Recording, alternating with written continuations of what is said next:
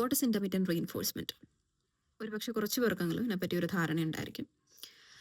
Trauma bonded റിലേഷൻഷിപ്സിലോ narcissistic ആയിട്ടുള്ള റിലേഷൻഷിപ്സിലോ അല്ലെങ്കിൽ എനി സോർട്ട് ഓഫ് ടോക്സിക് റിലേഷൻഷിപ്സിലോ കണ്ടുവരുന്ന ഒരു സ്ട്രാറ്റജിയാണിത്. And this is not a good strategy. The abuser part അല്ലെങ്കിൽ അബ്യൂസർ സൈഡിൽ നിൽക്കുന്ന ആൾ അവലംബിക്കുന്ന ഒരു സ്ട്രാറ്റജിയാണിത്. ഒരു റിലേഷൻഷിപ്പ് ആരംഭിക്കുമ്പോൾ ഒരു നോർമൽ റിലേഷൻഷിപ്പിലെ പോലെ തന്നെ സ്നേഹപ്രകടനങ്ങളും പരിഗണനകളും അക്സെപ്റ്റൻസും അക്നോളജ്മെൻറ്റും എല്ലാം മ്യൂച്വലി സംഭവിക്കും. But after a certain point of time, when the abuser firmly believes that the victim part is very much attached to that person or is addictive to them, ഇവർ ഈ attachments എല്ലാം withdraw ചെയ്യും.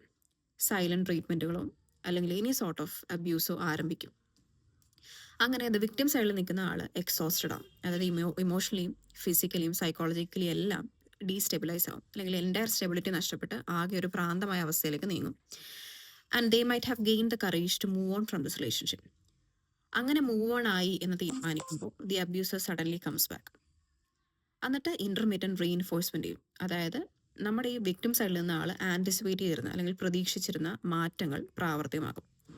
ഒരുപാട് സ്നേഹപ്രകടനങ്ങൾ അല്ലെങ്കിൽ ഒരുപാട് പരിഗണനകൾ അല്ലെങ്കിൽ അണ്ടർസ്റ്റാൻഡിങ് ആയിട്ടുള്ള സംഭാഷണങ്ങൾ, കോൺവെർസേഷൻസ് ഇനിഷ്യേറ്റ് ചെയ്ത് ഇവരുടെ ട്രസ്റ്റ് വീണ്ടും റീഗെയിൻ ചെയ്യും. So what happens is that ഈ വിക്ടിം പാർട്ടിൽ നിൽക്കുന്ന ആളുകൾക്ക് കോഗ്നിറ്റീവ് ഡിസണൻസ് എന്നൊരു അവസ്ഥാന്തത്തിലൂടെ അവർ കടന്നു പോകും. ദാറ്റ് ഇസ്, ഈ എൻ്റെ പാർട്ട്ണറിന് ശരിക്കും എന്നോട് സ്നേഹമുണ്ടോ അതോ സ്നേഹമില്ലേ എന്നുള്ളൊരു വല്ലാത്തൊരു കൺഫ്യൂഷനിൽ അവരെത്തും. സോ ഇതാണ് ഇൻ്റർമീഡിയറ്റ് റീഇൻഫോഴ്സ്മെൻറ്റ് ഏറ്റവും നെഗറ്റീവായിട്ടുള്ള ഒരു ആസ്പെക്റ്റ്. കാരണം ഈ ഒരു കോഗ്നിറ്റീവ് ഡിസണൻസ് കാരണം ദി വിക്ടിം പാർട്ടിന് ഈ റിലേഷൻഷിപ്പിൽ നിലകൊള്ളണോ അതോ ഇവിടുന്ന് മൂവ് ഓൺ ആവണോ എന്നുള്ളൊരു ക്ലാരിറ്റി നഷ്ടപ്പെട്ട് അവർ ആകെ ഒരു എക്സോസ്റ്റഡ് അവസ്ഥയിലെത്തും. So what happens is that ഇതൊരു സൈക്കിളായി തന്നെ തുടരും.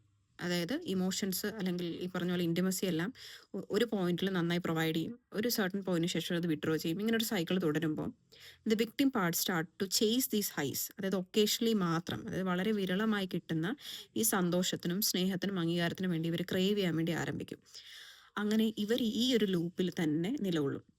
So what happens is that the more and more they're staying in the loop, the more and more they get attached to this abuser. This is what happens in intermittent reinforcement. അപ്പം ഇത്തരം patterns നിങ്ങൾ observe ചെയ്യുന്നുണ്ടെങ്കിൽ suddenly I'm not recommending you to get out of the relationship. See if the abuse, see if are you seriously living with an abuser or are you having this relationship with an abuser and think about it wise. ഒരു ബന്ധത്തിൽ നിന്ന് ഇറങ്ങി പോരാൻ പറയാൻ വളരെ എളുപ്പമാണ്. But you are the only person who know what is exactly happening in relationship. So അതിനെ വ്യക്തമായിട്ട് വിലയിരുത്തിയതിന് ശേഷം ആക്ട് അക്കോർഡിംഗ്ലി. ഒരിക്കലും അങ്ങനെ ഹ്യൂമിലിയേറ്റ് ചെയ്യപ്പെടാനും ഇൻസൾട്ട് ചെയ്യപ്പെടാനും അല്ലെങ്കിൽ എക്സോസ്റ്റ് ചെയ്യപ്പെടാനുമായിട്ട് ഒരു കളിപ്പാവയായിട്ട് we shouldn't stay with toxic people. So thank U.